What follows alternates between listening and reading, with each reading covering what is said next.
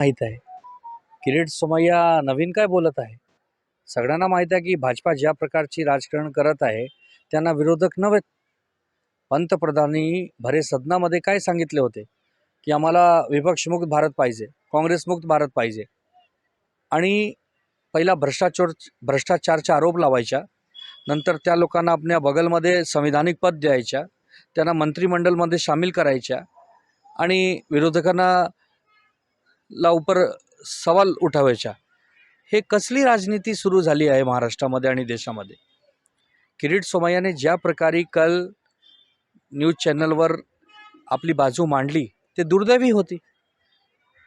Clear तो सांगत होता की आम्ही जाणून बुजून विरोधकांना संपवतो आहे, तुरुंगात टाकतो आहे, नंतर जे आमच्याकडे आले त्यांचं स्वागत पण आम्ही करतो आहे, आम्हाला विरोधक ह्या देशामध्ये नको, ते क्लिअर सांगत होते ना.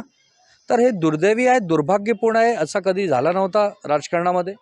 पण ठीक आहे, बघू. निवडणूकची वेळ आली आहे. या निवडणूकमध्ये जनता त्यांना धडा शिकवेल. जनता आमच्या सोबत आहे. महाराष्ट्राची 13 कोटी जनतानी आम्हाला साथ दिला आहे. आम्हाला त्रास देण्यासाठी भाजपाचे समर्थक कितीही प्रयत्न करू दे, पण जनता आमच्या सोबत आहे. हे तुम्हाला 4 जूनला माहीत पडेल. 400 पारच्या जे नारा देत आहे ना, त्या महाराष्ट्रामध्ये तुम्हाला माहीत आहे की त्यांच्याकडे 20 सीटचे वर ते जात नाही. कारण की ज्या प्रकारे महंगाई वाढली आहे, ज्या प्रकारे बेरोजगारी वाढली आहे, लोक वैतागले आहे सरकारला बघून. तर आम्हाला पूर्ण खात्री आहे. आणि प्रसाद लाड सारखे जे 10 पक्ष बदलले आहेत त्यांच्या काय बोलायच्या?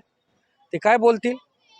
कोणी जुने पुराणे भाजपाई आहेत ते काहीतरी बोलले तर आम्ही प्रतिक्रिया पण देऊ. पण हे NCP मध्ये होते, आज भाजपाचे एकदम जवळ झाले आहेत, तर प्रसाद लाडवर काय बोलायचं जास्त?